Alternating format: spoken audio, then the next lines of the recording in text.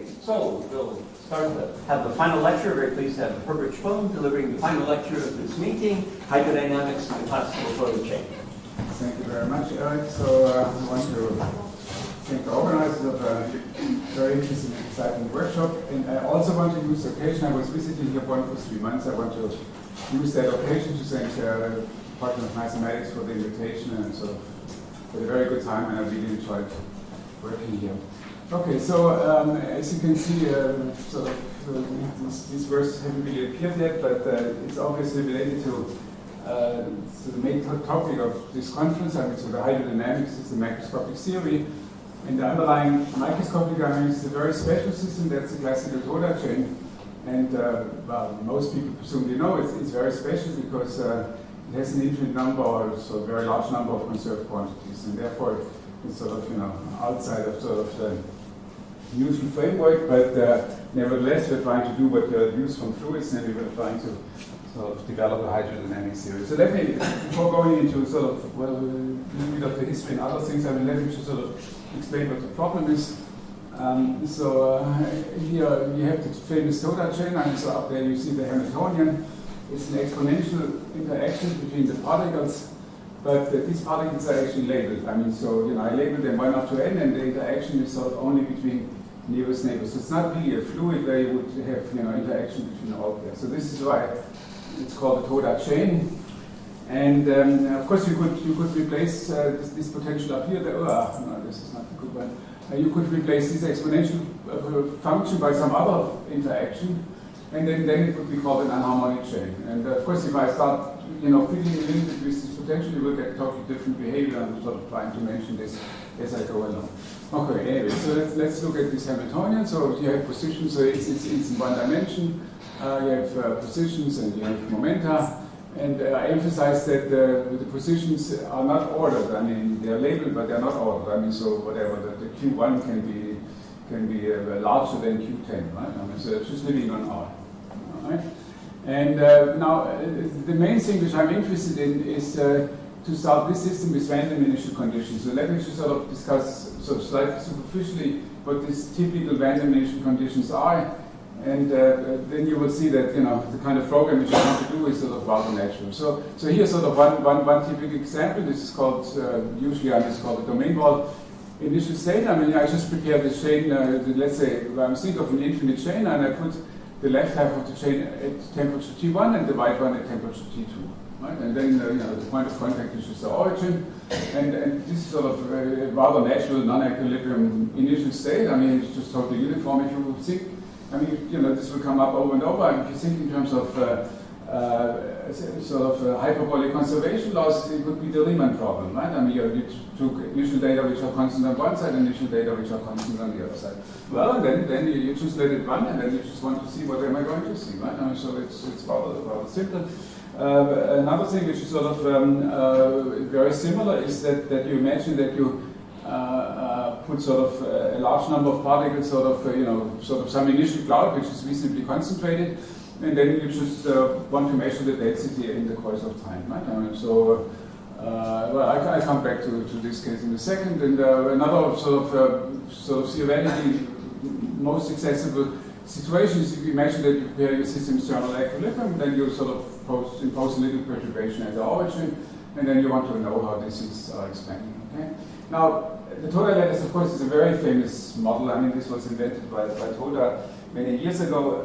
So he was, of course, motivated by a KdV equation, and then he was sort of looking for similar type of equations when you discretize space. And in fact, I will emphasize later on, I mean, the good way to think about it is actually thinking of a discrete wave equation.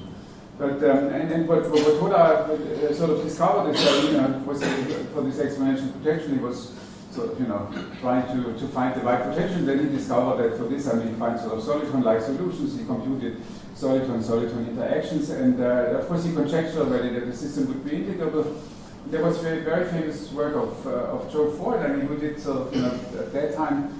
Now we are sort of Toda is 68 and Ford is maybe 72 or so. He did very careful simulations, let's say, of C particles, and it discovered numerically that they are really actually integrable. Okay? And so then there was a big conjecture, and then pretty much sort of 2 years later, I guess, Flasher I will explain this in more detail. So found all the conservation laws, and this somehow started sort of a huge business.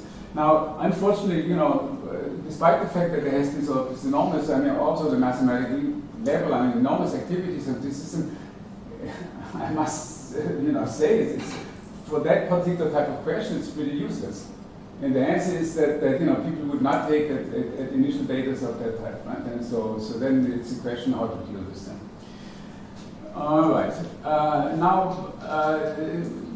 what are you going to? So now, the next thing I want to say is that you know, it's this. I mean, the hydrodynamic theory. You see, I mean, this kind of initial conditions cry out for a hydrodynamic description. I mean, you know, you're looking at long times, and then you somehow will think that there should be sort of, you know, something similar like fluid dynamics. I mean, there should be sort of like maybe a system of hyperbolic conservation laws.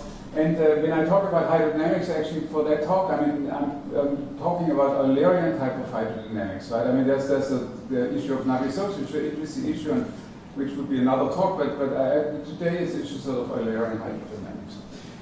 Okay, so now let's see. So yeah, the next thing I want to explain, I mean, what would you sort of expect qualitatively? Well, basically, you know, it's sort of like an ideal gas, you know, I mean, not in a good approximation, but sort of, you know, spirit. And so basically what happens is that on the Eulerian scale, you will see ballistic behavior, right? I mean, so, you know, if I look at this Riemann problem, you will see, you know, at later time, some profiles which scale ballistically. And, you know, similar in these other cases, you have this cloud, and of course, you know, then initially there's maybe some complicated motion, but then what you will see on the macroscopic scale is just ballistic behavior. Now, what I want to point out is that if you start changing this potential, I mean, then the system becomes non-integrable, and then of course you will see something totally different, right? I mean, so for instance, I mean, let me just sort of, you know, not go through all these cases. Let me discuss the case of a thermal density. So I take a thermal state, and you know, I prepare this initially. Then for the Toda, I mean, you sort of, you know, you can do also do simulation. I could show you, but it's not so important. I mean, you will see some structure which will expand ballistically. But if I do the same kind of problem now for a non-integrable system, I mean, I don't know, I take, for instance, here some quartic potential, or you take some, you know, some shoulder potential, or maybe some hardcore potential. I mean, what you will find is that you know, rather than this being moving ballistically, I mean, you will find a very sharp peak, you know, so which is sitting at the origin, and just two sound peaks which are very strongly localized, which are moving with a constant speed. And these peaks have an internal structure which is not at all, you know, the ballistic structure. You will see KPC behavior and all kinds of things, and that's another talk. I mean, so now today I want to talk about the Toda. Now, why did this problem come up? I mean, it's actually fairly recent. I think the first paper sort of, you know, thinking about the hydrodynamic theory of such systems sort of go back like both for years, and you will see in a second why there was sort of one non-trivial step which you know, everybody was excited that one could make some progress, and but the motivation basically comes mostly from the quantum side. And the reason why I came from the quantum side, you know, there's a huge interest in sort of studying, you know, large, strongly interacting, isolated systems, and then looking at integrable systems is sort of not such an unnatural thing. And so, in fact, there are even experiments on this. I mean, you know, people are able to sort of produce in the lab sort of like I don't know, 4,000 or 5,000 rubidium atoms which interact, which are constrained to move on the line and which interact, and that seems to be a very, very good realization of the quantum delta Bose gas, so the Lieb-Liniger model, which is a quantum integrable system. And so there's a huge quantum integrable community, you know, which jumped onto that problem and tried to sort of figure out what's actually happening, right? Sort of, I worked also a little bit in this thing, and at some point, you know, sort of very often in the conference, I mean, the question come up. I mean, so I mean, that's fine for quantum. I mean, somehow we believe, we somehow know. I mean, so what about the classical case? And so this is what I do. Okay, so now let's. So the spirit of this talk is that I want to talk about Toda chain, but we should sort of think of sort of this more like a roadmap for any other integrable system. Okay? I mean, that's part of the excitement that you know, it looks very specific, but it should not be specific within the classical integrable systems. Okay? And so maybe I should explain this next. I mean, so the claim is that all integrable systems have the same structurally the same hydrodynamics. Okay? And the only data which will go into the hydrodynamic description is first of all, it makes a difference whether the underlying system is bosonic or fermions or whether it's classical. So here it's classical. And then the only thing which enters is actually what people in quantum mechanics call the phase shift. And so let me sort of explain this simple notion. I'm not going to use this at all, but I want to sort of give you some input why maybe this idea that all these systems should have the similar is sort of it's not so terribly far-fetched. Okay, so here is now this two particle phase shift. So think of the Toda lattice, and so time is going upwards here. So I start with three particles very far away, and then you want to know what happens is if you sort of wait long enough. I mean, what would be so that's the incoming configuration. What would be the outgoing configuration? Well, somehow they act. Maybe they do some complicated interaction, but eventually you will see that they sort of travel outwards. And so after a long time, I will see this particle moving outwards. And now the claim is that in any of these integrable systems, first of all, the order will be changed. So to lowest order, you can think of this as like a free particle, and this will go this way, and the other one will just go move along a straight line. And so it's clear that there's obvious that now the order will be interchanged. Okay? But the interesting point is that there's an order 1 correction. And the order 1 correction is sort of what in quantum mechanics, because they think on Fourier space, they call the phase shift. And the order 1 correction is just saying that the asymptotic trajectory will be, of course, a straight line, but it will be displaced by order 1. Okay, that's one assertion. Now the next assertion, which is sort of very crucial, is that this phase shift is actually additive. So you see, if I want to, so first of all, there's a function which is a two-particle phase shift. So I just have two particles, and then this phi just tells you, how big is this, depending on the two incoming initial velocity, how much is this change of order 1, right? That's the definition of the phase shift. But now if you look at, for instance, at the two-particle situation, then the assertion is that, if I want to know what is the phase shift of 1, it's additive of the phase shift between 1 and 2 and the phase shift between 3 and 1. Okay? And so this, of course, if I take a fully interacting system, that's a very special property and seems to be sort of true for all these kind of integrable systems. For the Toda joint, there's a very beautiful paper by Jürgen Moser. Many years back. It was sort of at the time when these things were discovered, and then when you read the introduction, he says, yeah, everybody believes it, but now for the Toda joint, I really want to prove it. And so it makes a very beautiful proof, and it's an abstract proof. You see. If you think about integrable system, very often you sort of think that, we have some explicit solution, we can do that. But the explicit solution is extremely complicated, and so you need an abstract proof to really sort of figure out. Of course, for 2 or 3 you can still do it explicitly, but then you need an abstract proof in order to get it. Anyway, so this is what Jürgen Moser proved, and what he discovered is for the Toda chain. The phase shift is twice the logarithm. The difference of the absolute value of the difference of the two velocities, and you will see this thing sort of coming up in the talk. I just sort of see that if I now do the same thing for the delta Bose, then the claim is that there's some coupling constant here between these guys. So this, let's say, the repulsive delta Bose gas, and then this function will be something like v minus w. Okay? So this would be the phase shift because the delta Bose gas. So the phase shift, of course, does depend on the specific model. Okay? But this phase shift will sort of, once I write down the hydrodynamic equation, you will see still the phase shift. Yeah, the phase shift has no definite sign. And the phase shift you can also think. It's sort of in the same way. You can think of spatial shift, but you can also think of a time delay. If I look in the time direction, you can sort of think of this as like a time delay. And so it's clear that there's just no reason that it should have any definite sign. It might have, but it doesn't have. And it's very tempting to sort of look directly at the classical model, which is actually using simulations for quantum models. Sort of like in effective classical models, where particles are sort of moving straight and then do these kind of phase shifts. And this model is actually a little bit more tricky than you would think, but I haven't really figured out how to work directly with this model. But in any case, it's not so important for what I'm saying. Okay. So this is just sort of trying to convince you that this idea that integrable systems sort of on the hydrodynamic scale have a lot of similarity is not completely out of place. Okay, so now let's see what we want to do a little bit more concretely.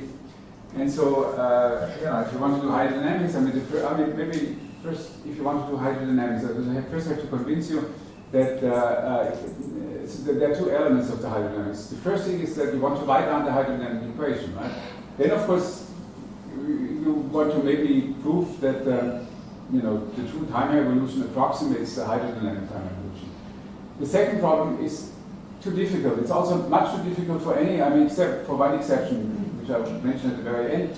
It's too difficult. So I will not worry about it. So there will be actually no time evolution appearing in the kind of results which I'm telling you. However, if you remember, if you want to sort of, let's say, fluid hydrodynamics if you want to do hydrodynamics for fluid, and if you look at the formal derivation, somewhere there must be the pressure which is appearing. And the pressure is the pressure as computed in thermal equilibrium, right? So if I want to know the pressure function, of course, very often you just model it, but if you start from a microscopic model, somewhere in your derivation, this pressure function must appear.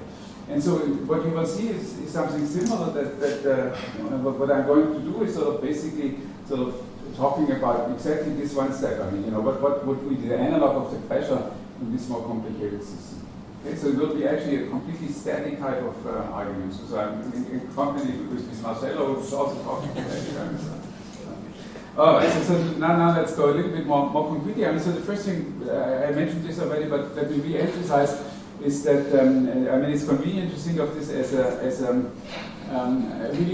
lattice field theory. So it's just saying that I want to look at the discretized nonlinear wave equation. Okay. And so for this purpose, it's convenient to introduce these positional differences.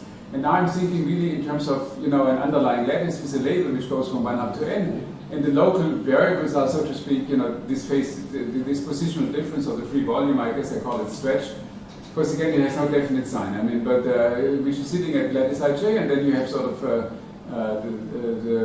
the momentum which is also setting in the length and lattice. So you should think really in terms of such sort of a one-dimensional lattice system. Of course, I can write down for you the evolution equation, but I'm not going to do this because they are not so useful at that stage. Okay.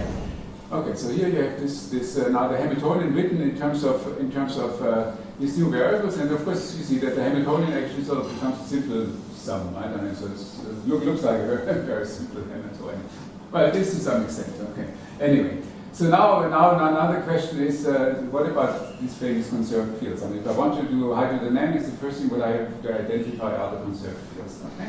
And so this is this work of Henault and Flaschka. So Flaschka sort of actually discovered this. Henault already discovered it indirectly. Anyway, I will tell you in a second. So here you introduce these two variables, and then you introduce what people call the Lax matrix, which is a tri-diagonal matrix which is sort of constructed out of this mechanical degrees of freedom. And so the Lax matrix has 1/2 of the momentum on the diagonal, and then it has called the HAs, which is e to the minus r squared over 2 at the first main diagonal, otherwise it's a tri-diagonal matrix, so it's 0 outside. Okay?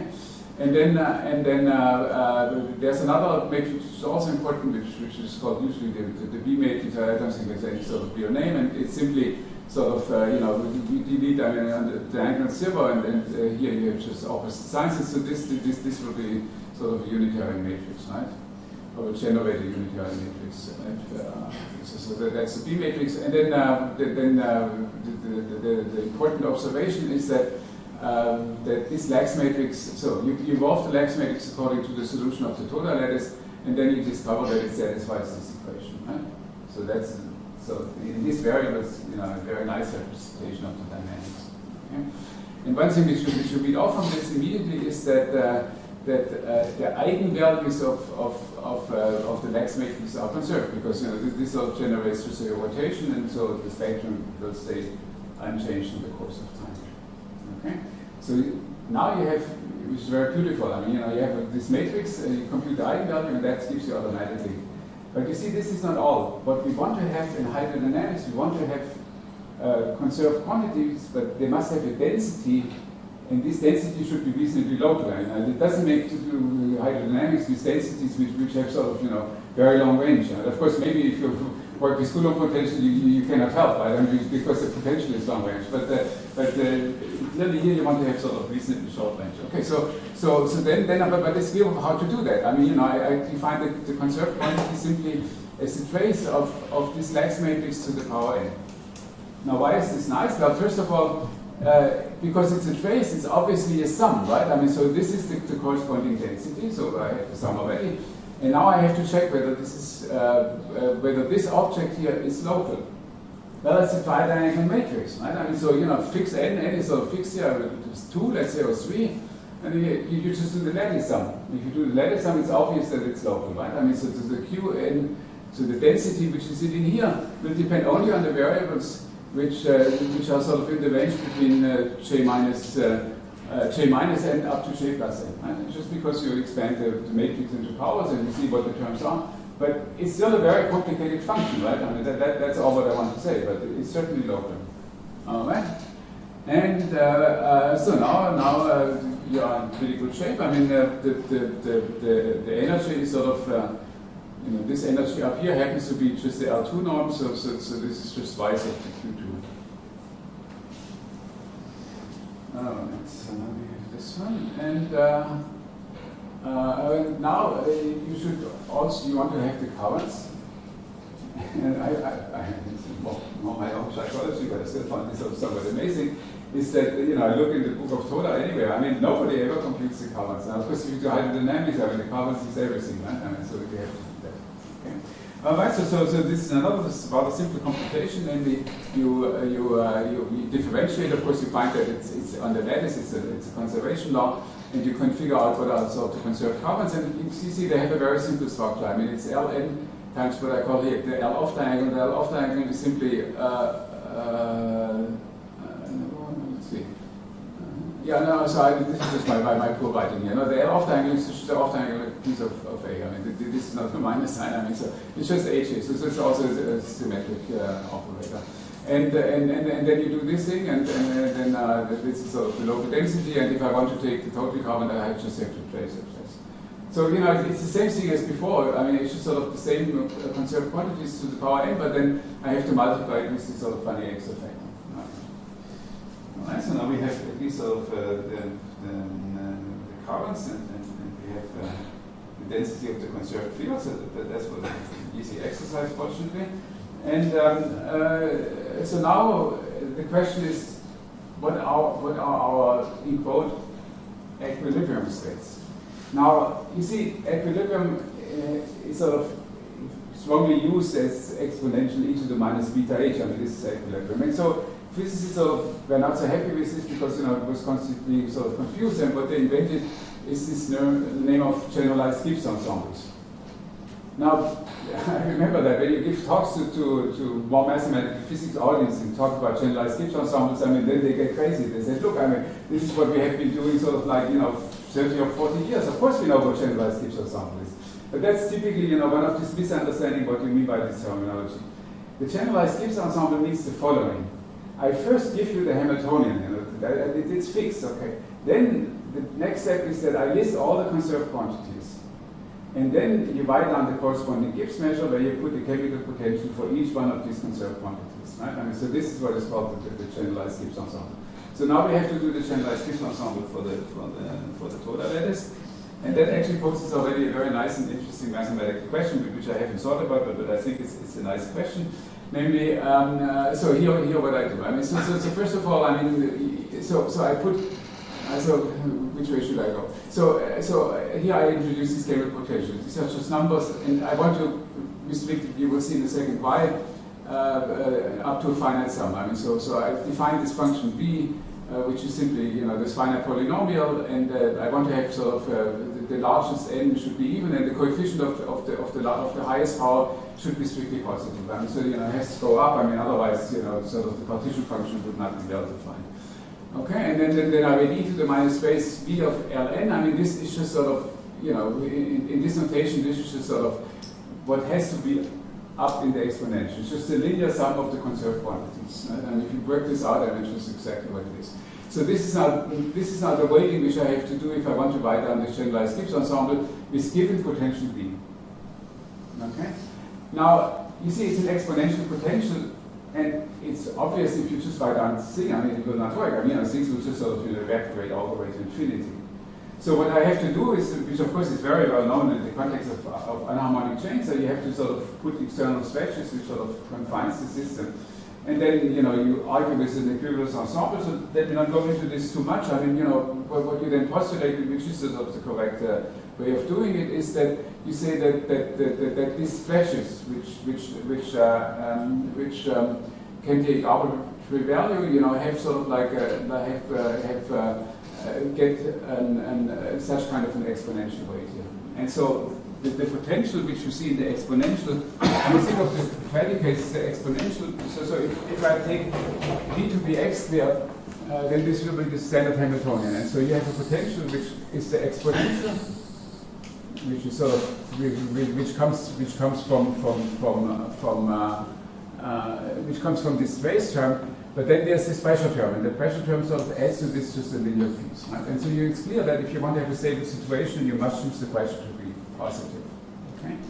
So the pressure is really, how you push the system from outside. Okay, so physically it's really, well, up to some constant, scale parameter, it's really the pressure. So I will talk about this parameter P as pressure, and so you see that my Gibbs ensemble actually has, my GGE has actually two parameters. I mean, one is just a scalar which has to be positive in order to make this sort of a nicely integrable thing, and then you have this potential which can be sort of reasonably arbitrary. In the particular case of the thermal case, it's a specific choice of taking this potential simply with the quadratic potential. Right? So that's of course a very simple case, because then things are just independent, you just write down whatever you want. Right? All right. Now, the observation is that when you look at this object, because I'm cutting off at n bar, is of finite range. Because, it's just, it's some power, but it's finite. And therefore, you can use transfer matrix methods. And maybe you have to sort of look a little bit at the detail, but it works very nicely. And from this, we conclude that if I want to compute the free energy, this will exist, and also, you can check that you have a well-defined limit state, you have exponential decay of correlations.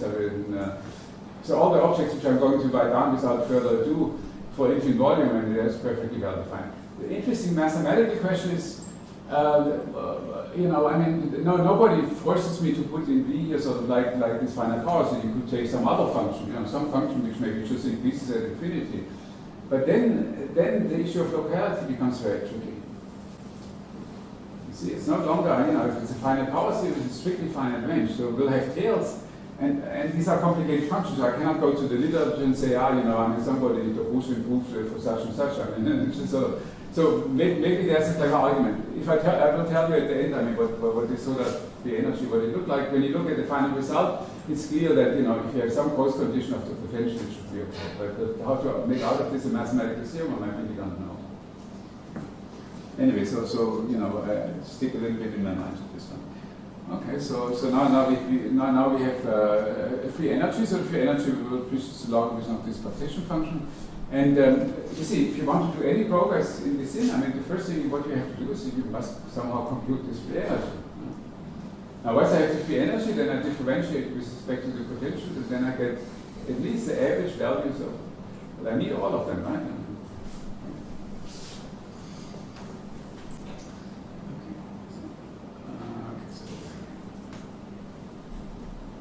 Okay, so now what we look at is okay. So here I actually sort of now I want to look at this average values, right? So first of all, we will have the average stretch. This is sort of related to the pressure. That's one conserved field, and now I have the moments of this Lax matrix. But you see, this is just the density of states of the Lax matrix, right? It's the nth power of the density of states of the Lax matrix. And so what you find is that when I want to sort of know what are, how do I compute the conserved quantities, all what I have to do is I have to compute the density of states for that particular random matrix. So it's a tridiagonal matrix. However, you know, it's GGE, so it has a rather complicated statistics for the entry. So it's tridiagonal, but you know, it's not independent. It's only independent if I'm in the thermal case. Otherwise, it will be sort of correlated. Okay? But it's sort of exponentially correlated. Okay. And so you see so this will be a general sort of linear combination of my conserved fields, and then I can compute it as integral over the density of states. Okay? So for this, I would have to actually compute what is the density of states of such a matrix. And so then I went to my friends. I have some colleagues who worked, over many years on this problem. I said, look, I have this nice little tridiagonal matrix. What is the density of states? No answer. I mean, it's just simply too difficult. I mean, you just don't know. I mean, not at that level of generality. Okay? And so I was stuck for quite some time. I didn't know what to do, but it was around here. Anyway, so now you do the same thing for the carbons, and it's just the same argument. It's just I mean, these limits exist, and there are moments of some distribution. In this case, you don't have the positivity, so the Roche will be not a positive function. But anyway, I mean, once I know this function, then I can compute all the carbons. Okay. And now the Eulerian hydrodynamics is actually sort of I mean, just want to cannot continue on this much further, but I mean, let's just come back to this a little bit. Is that you would now sort of try to impose sort of slow variation. So let me just give you what the physical picture is. So I start off with this initial state, which is sort of almost in local equilibrium. So these parameters are changing slowly. And now I let this thing evolve. So I do the exact microscopic Hamiltonian dynamics, and what I will see is a mess. And I will just see randomness. You do this on the computer, and you will not discover any good structure. However, if you now look at the little local cell, I just write down what is the corresponding Lax matrix. Okay. I look at the eigenvalues, it's still a mess. I look at the eigenvalues, and the eigenvalues are supposed to change very slowly. So the things which is sort of discovered by this hydrodynamics is actually the density of the eigenvalues of the local Lax matrix. Now, of course, if I do the same thing sort of somewhere over here, it will be a slightly different one, but eventually I will have sort of a nonlinear an infinite system of conservation laws which sort of couples these various things. Okay? And I just wanted to say something totally trivial, but just because I cannot dwell too much on this any further, but to tell you what the free energy is. I mean, so let's look at the equation which you have seen many times. I mean, it's just sort of the free evolution, right? Okay. Now, I want to think of this as a system of conservation law, which of course is a little bit stupid, but I mean, let's do it like this, right? Okay. And so now V, I mean, the velocity would be the label of the conserved quantity. That's just the velocity of the particle. I'm saying something totally trivial, and then you might think of this as a conservation law, and then of course, the current of each particle is sort of given by the velocity which I'm writing down here, right? Okay, I mean the density is sort of sitting in the F, so to speak. And so this is a trivial system of uncoupled, infinitely many, but uncoupled stochastic hyperbolic conservation laws. So now what happens is that this thing here will be replaced by something which people like to call V effective of V, right? And so this V effective is of course a complicated function of F, and so there will be a nonlinear system of infinitely many coupled conservation laws. I haven't seen actually any real sort of serious mathematical investigation of such kind of systems. Of course, I think it's not so healthy to abstractly study such kind of things. I mean, but the nonlinearity which I'm sort of vaguely going to explain is actually quite concrete. I mean, you have to solve some linear operators, and anyway, I mean, there's a fairly concrete, a very concrete mathematical, it's written in my papers, I mean, you can sort of look it up. I mean, there's a very concrete expression for the V effective, that's all I'm trying to say. Okay, so now let's continue here step by step. Okay, so I guess this is what I've written down here. I mean, so, it's an evolution equation for the local density of states, and you have this V effective. I mean, so the average currents for some yet to be understood reason must be some nonlinear function of the F itself. Okay, so now another question is, what about this V energy? Okay, and so here's the theorem actually. So I mean, I discovered this, and I listed these two other papers. I mean, this is sort of like, you know, the exchanges and people talk to each other. So they do something rather different. I mean, I mean, the Benjamin de Leon, I mean, sort of has a totally different way of looking at it, but it's a very useful thing because, I mean, he writes on sort of many important, and this one is sort of another approach which in the physics community, which to me, I mean, look always completely crazy. I mean, they start from the quantum Toda, and they want to do a semi-classical limit in order to get such kind of formulas. And now, of course, you know, to some extent they succeed, but I mean, to me, it's sort of reasonably insignificant. Where here, it's actually a rigorous mathematical theorem. Okay, so here is the claim. So let's first look at the theorem. I mean, so here's the claim. So I take you know, one of these potentials to take a positive pressure, and then what I have to solve then is this particular Mean-field problem. Well, I call it mean-field free energy. We'll see in a second why. And so here there's a linear term in rho. Rho is sort of it's a function of rho. Then there's this logarithmic interaction, which should remind you there was already a logarithm, right? And then there's an entropy term. And the assertion is that what I should do is I should minimize rho will be positive. I mean, we should minimize this function under the constraint that rho has to be positive, and the integral over rho has to be equal to the given pressure. So the pressure must appear somewhere. It appears through this boundary condition. Okay? And the assertion is that this will have a unique minimizer, but this minimizer is not yet the density of states which I'm looking for. What I have to do now is a sort of somewhat strange operation. Namely, I have to take the derivative with respect to p of this minimizer, and that derivative is actually the density of states which I'm looking for. Now, I put here the names of Dmitry Edelman paper. I mean, this was very crucial for the thing, and I'm looking at the time. I will not explain exactly how I do that. Right? I mean, it's a famous paper in random matrix theory, and they somehow related by the angle matrices to the standard beta ensembles of random matrix theory. And so the surprising observation was that while it's not exactly the same, I mean, you know, their triangle matrix is rather similar to the one which I get from the Toda layers. Okay? So let me just say this for maybe you could just say if a particular beta is relevant here, or you use the theory for all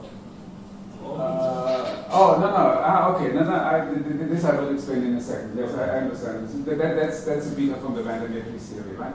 Okay, you will see in a second. This I'm going to explain. Yeah, I thought that I should. Okay, so just you know, give you some vague idea. I mean, in the Gaussian, I mean, in the thermal case, I mean, where v of x is just x squared, which is obviously in some sense sort of, you know, the simplest case you could think of. I mean, in this case, one actually has an exact solution, which, I mean, people didn't know that they were getting the exact solution of this thing, but I mean, you know, it's in the literature, and then the first person who did this, I mean, he actually looked at the quantum Toda, was Opper, and then there's a nice paper later on, I mean, with a very different motivation, which is sort of more mathematical, which is by Lebouchot and Gourinet. And I just want to tell you what the intuition is. I mean, at very small p, I mean, you know, it looks sort of essentially like independent. So all the diagonal elements disappear, and so your density of states will look like the Gaussian. Okay. But then when you go to very large p, then it really looks more like real random matrix theory. I mean, with you know, very small but non-zero beta, and therefore in the limit, I mean, your density of states will go to the Wigner semicircle. But you see, the density of states which I need for the Toda lattice is the derivative of this. So in fact, for large p, it will be sort of a density of state which is confined in an interval, let's say from -1 to 1. But then at the end of the intervals, it sort of, you know, starts to have a 1 over square root singularity.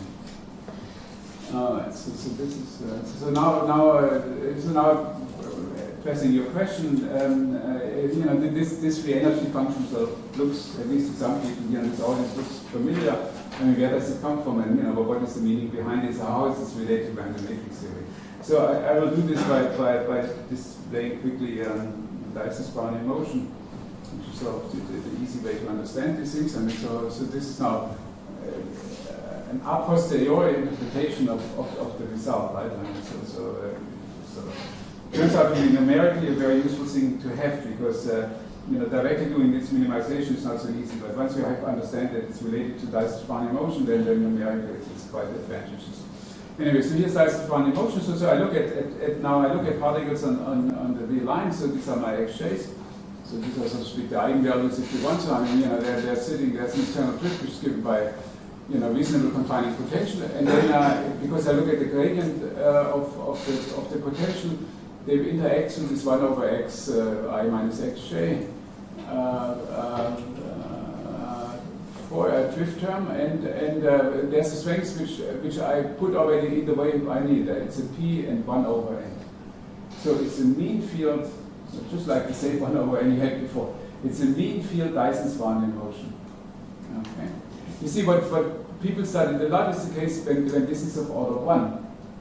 And that's sort of the real low temperature limit, and then you get, so then you get, the standard sort of random matrix here. But here, you see, the variation problem for the standard random matrix theory has no entropy term, because the entropy term is has vanished already, and you're only looking at the minimizers of that functional. This is what people do in Coulomb gases, if you want, right? But that's the concept situation. Now, in my case, it was not my choice. I mean, this is what the Toda lattice told me I had to do. I mean, so here, in fact, what you find is it's a P over N, and therefore, what you get is, I mean, you can look at the empirical measure. I mean, you can take the large N limit. I mean, this is all done in a paper by Schäfer and the people, 1997, and you find, of course, that the density of states satisfies this nonlinear Fokker-Planck equation, which is the obvious mean field equation. Here you see the mean field. I mean, P is not the principal part, and P is the pressure, right? I mean, so the parameter, the pressure enters here is the strength. I mean, you can look at the stationary measures, and then you find that the stationary measures are of this type, and you can do all kinds of things. And of course, when you look at the stationary measures, then up to this prefactor normalization of P, I mean, they're just sort of the minimizers of this variation. Right? So I'm just explaining that so you see that means that large P means that I'm already very close to putting this to a small number, right? And there you see already the Wittner series. But for in this theory, it's just a large P behavior, right? And otherwise, it's whatever it is. Okay? You see also that the potential sort of enters in a rather simple way.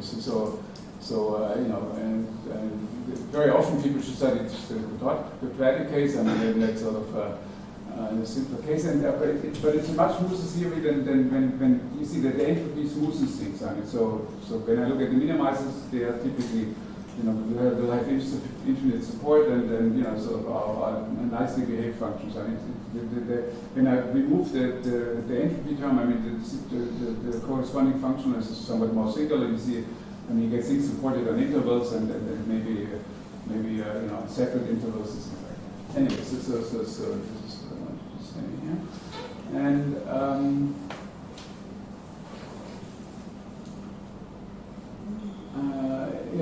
that fits very nicely. Okay, so what I have told you is that to compute, I mean, there's an explicit formula for the free energy of the GGE state. Right? I mean, so we know how to do all this kind of expectations, and that's of course the background. If you wouldn't know to do this, I mean, how could you write down an equation? But now we have to sort of concentrate on the condition, on the current. Okay. Now, I have no idea. There was a very simple formula which I wrote down, but I have no idea how to actually compute, the density of states for that particular problem. I just think, I'm sort of ventilating this problem around, but I have not a focus idea. But the surprising point is that physicists believe that they know already the answer.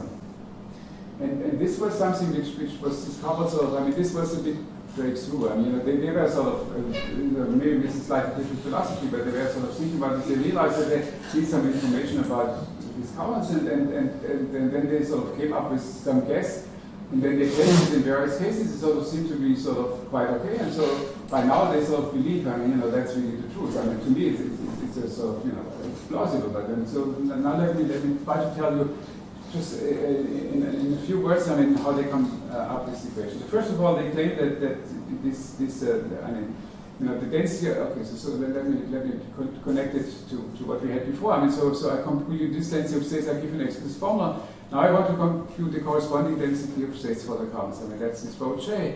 And now you sort of write the Boucher as sort of, this is sort of 1 over the density, and anyway, so you write it like you would do it also in other problems. You write it as the density times sort of the velocity. So this is what you want to compute. I mean, it's effective velocity, and then they claim that there's this particular integral equation which determines this as a function of the bow. I mean, the bow is still sitting here. You have to solve this nonlinear, it's a linear integral equation which sort of looks pretty well behaved. And once you have this, I mean, you plug it in, and then you have sort of your nonlinear dependence on the rho q. You see, I mean, the solution of this thing will depend on rho q, and you plug it in, and this gives you the function of it. Okay? Now let me tell you, because what is sort of the intuition behind this, which I think in this audience is presumably quite plausible, but you will see in a second why I still don't regard this as completely obvious. So this is, let's see in a second why I call this collision rate assumption. So maybe I put it over here. I mean, so what you want to do is the following. So here's my space and here's my time. And imagine that I have prepared an initial GGE. I mean, so here's the GGE, initially completely uniform and with some pressure and with some potential, right? I mean, so here's okay. Now, so we heard this kind of things already various times in this workshop, and so this is why I want to repeat this. So now you imagine that you put here a little tracer particle, right? I mean, so your multi-particle. But the way you want to do it is you want to sort of actually you actually want to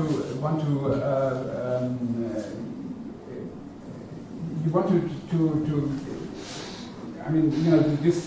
I mean, you want to give it this. I mean, you want to give it a very. So here, maybe this is not a good way to do it. Okay. Let me do it anyhow. I mean, so I guess in this picture language you want to give sort of this specific velocity. So maybe this is moving like this. So I'm looking at already on a larger scale, and you see already that's a big assumption because this is a high density state, and why can I really disentangle it like this? But let me do the argument anyhow. So then here there will be this phase shift. I mean, so let's say it goes this way and then continues more like this. Okay, and then of course it continues. Of course it can go another shift back, etc. Right? I mean, so it will do almost like a random walk. Where once in a while I shift to the right and once in a while I shift to the left, according to the phase shift. Okay. Now these jumps are sort of coming from other pulses which are sort of inside the system, which have a distribution which is sort of given by this. GG, I mean, ideally you would want to maybe, fix exactly, the velocity parameter here, which is sort of a little bit singular, but I mean, the way you should think about it is that I mean, now I have sort of the medium which, now of course the medium has these pulses, but the medium itself is also, they also do this kind of jumps, and so the medium itself will move according to the effective velocity, right? And so what these equations tell you is that the V effective to lowest order, it's just we have no collision, so that will be just a straight line with this given velocity v. But the actual motion is a somewhat shifted object. So the actual motion is sort of maybe this line here, which is the v effective. And now you're saying that to lowest order, I mean the v effective will be just the bare velocity which I'm imposing. I mean, so this is the first term, and then the second term is sort of saying that it will do more or less independent collision. With the rate which is given by this second term. I mean, there's a loss in the gate term, and then of course I have to put here by how much it's actually sort of shifted back and forth. So that's the philosophy behind this equation. Okay? Now.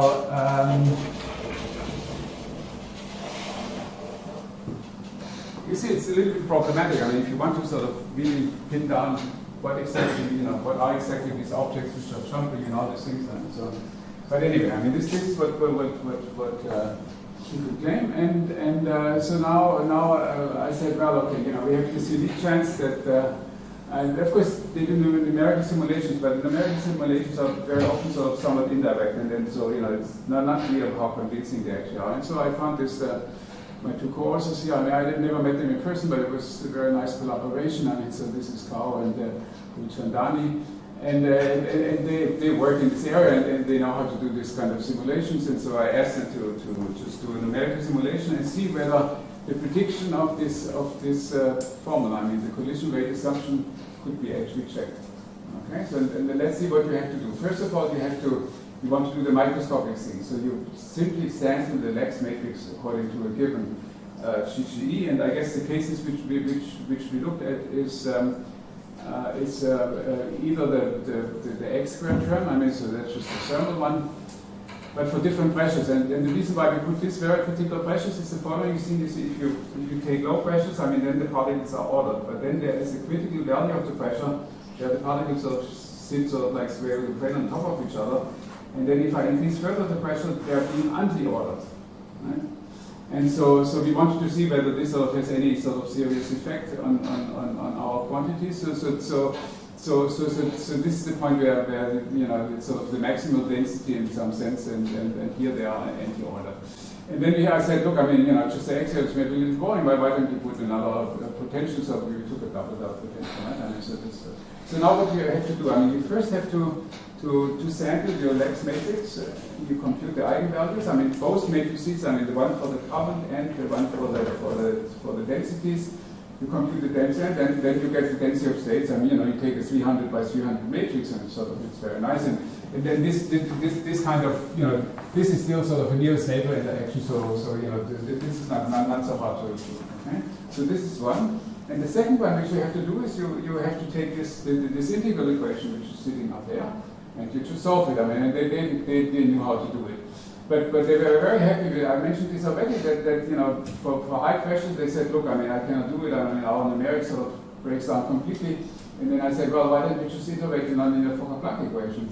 And then it works for any pressure, which is perfectly nice. Okay? And so the idea of using Dyson's boundary motion actually was important. I think that they had previous data, and they said, look, once they come, I go to the critical pressure, and then our program doesn't work anymore. So I don't really understand why they had these difficulties, but the Fokker-Planck just doesn't know about it. Okay, so let me show you what they obtained. Okay, so this is now the potential X squared with a positive sort of ordered state, and here you see the density of states. So this you should think of that. What I try to explain you. This is sort of essentially like a Gaussian, right?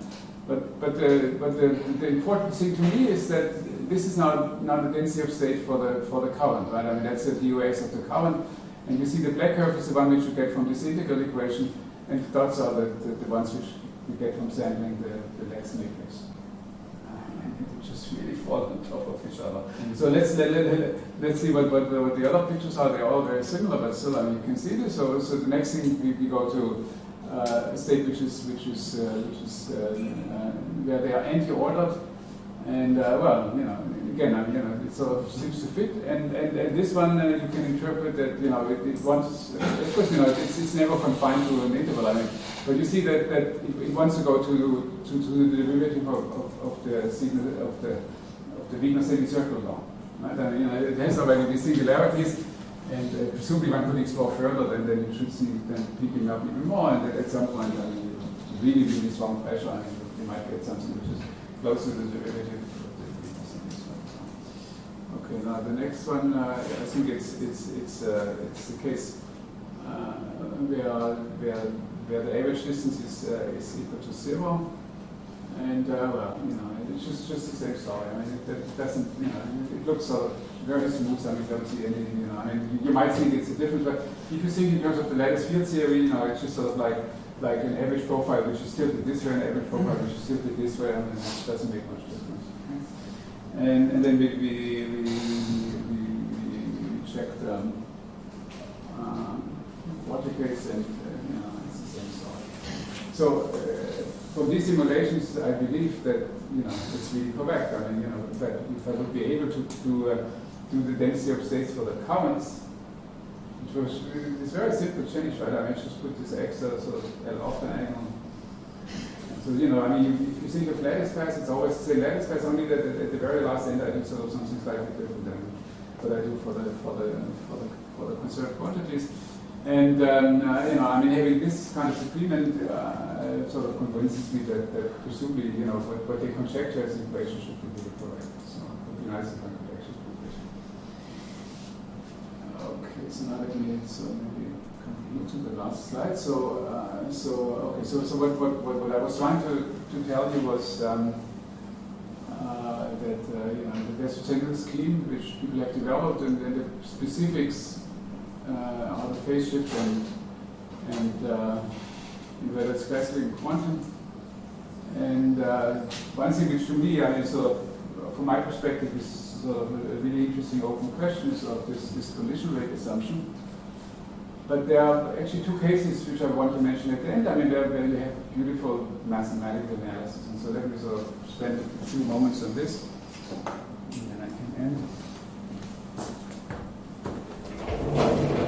So the first thing which I should mention is sort of the work of Roland and Bushin. I mean, he would have loved to see these things, but he understood, you know, more or less everything in the context of a very simple system.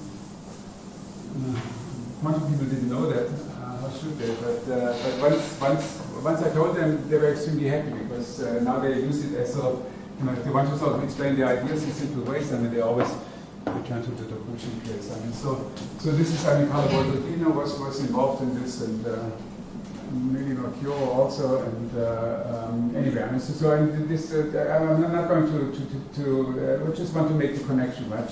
So what the Bushin did was doing the opposite thing, which is the Hausdorff case, Hausdorff system, which in our language means that this phi of W and V is equal to one symbol, which is a constant function.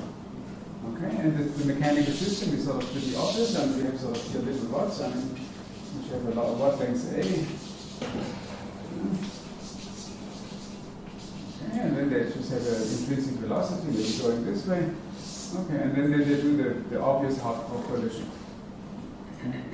Now, you know, if you want to do kinetic theory, so it's the most uninteresting system you could imagine. But this is not what you want to do. But now the Bushin realized that the hydrodynamic, the Eulerian, even Navier-Stokes term, that the hydrodynamic is of course a very natural question to ask, and he investigated this in all the equations which are written down become very simple, because if you put such kind of a phi into my integral equation, so you just do exactly that integral equation. You put that phi, you know, then this becomes a projection operator, and you write down explicitly what the solution is, etc. Of course, I mean, this is not how the Bushin was thinking about it. But then you look up what the Bushin found, of course he finds exactly the solution to that equation, right? I mean, so that's perfectly consistent.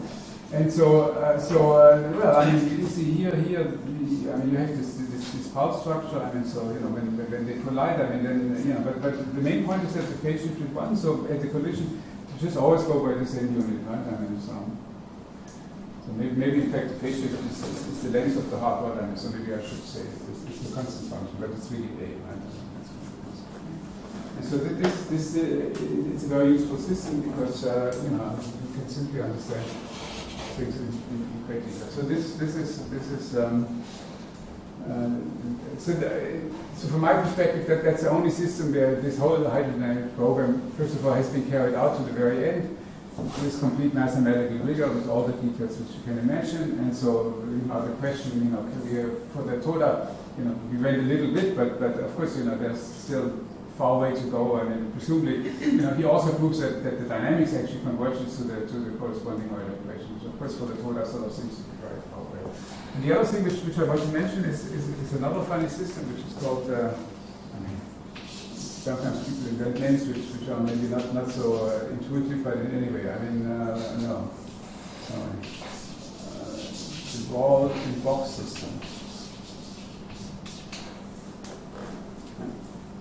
Anybody knows? No, nobody knows. Okay, so let me use this last 2 minutes to explain this a little bit. I mean, so what you imagine is that, you know, this is part of this integrable systems community, which is sort of trying to think about discrete approximations, which still show, you know, the right behavior, but you know, somehow maybe with the hope that one can understand more. And in this case, one can understand. So you take a one-dimensional system and you know, they call these boxes, I mean, just analyze and they can be either empty or occupied. I mean, so let me take maybe this particular configuration, right? Okay, now how do they move? Well, they move in the following way. I mean, so you have sort of like, I mean, that's one way, maybe that's the most intuitive way. Right? There's something which we call a carrier particle, which is, so you do one time, so it's discrete time, right? And so I tell you how you do how to go from this configuration to the next one, okay? Now I have a carrier which sort of comes along here, and if he sees a particle sitting here, then he just takes it. So this side will be empty, and then he comes to this side, and then he realizes that this side is empty, so then he just simply drops the particle, right? And then he goes here, there's nothing to do, here's nothing to do, okay? So maybe here, you know, he starts with this one, he sees it's occupied, so he takes it, I mean, but the next one is also occupied. So he also takes that, right? So now the carrier has 2 particles, now the carrier has 3 particles, and once it comes there, then it should start drops things, okay? Now, what are the solitons? Well, the solitons are very easy. You see that there's an n soliton, so to speak. I mean, these are the sort of, you know, the analog of microconserved quantities. This simply corresponds of things which look like this. I mean, you know, n particles like this, and n empty sides in front. And then these things sort of, you know, they propagate. I mean, you can easily figure out what is you know, their speed. I mean, you can look at the phase shift. You can see that the phase shift has this additive rule. I mean, just everything what I told you works perfectly for this system. Okay. Now there's beautiful work by Pablo Ferrara. So I have to put the full name because otherwise Patrick, I mean, sort of will be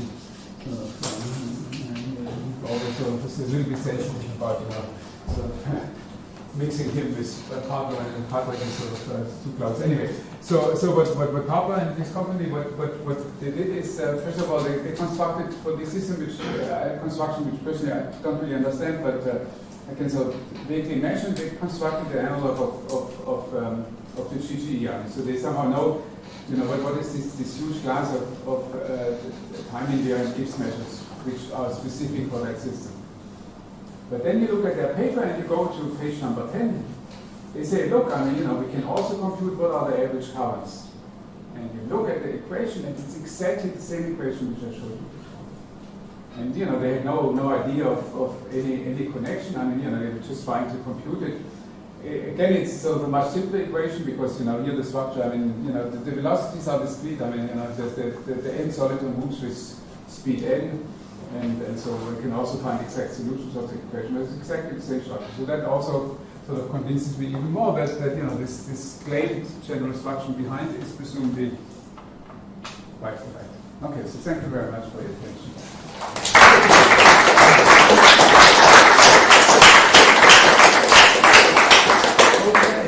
Okay, question for Herbert.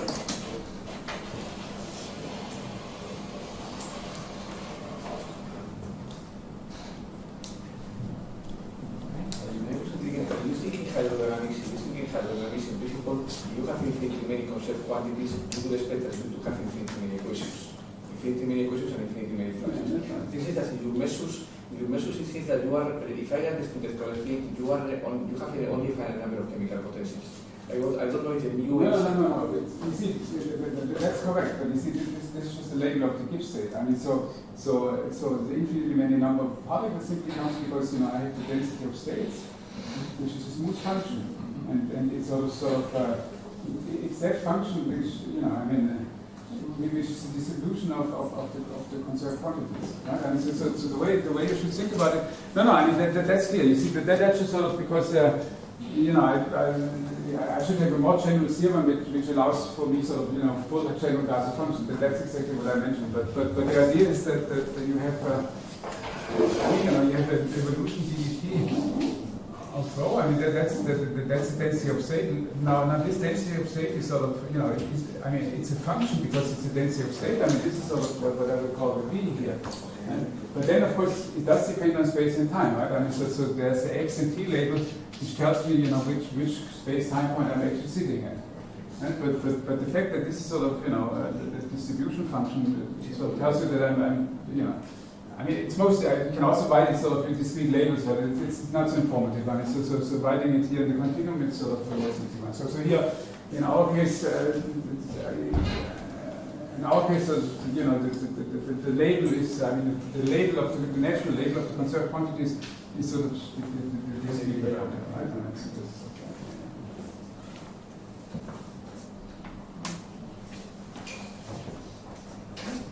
So, if there are no further questions, let's first thank Herbert once more.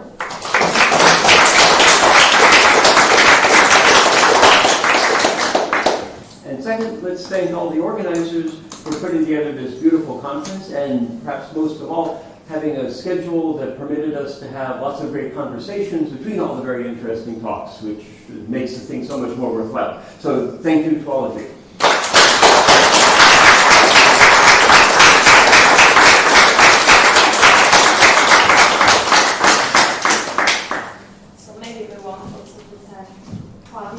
And Barbara for the organization of the Junior Trimester. I think I speak for all of you. This was very nice, and this was half of it, so there is still one month and half.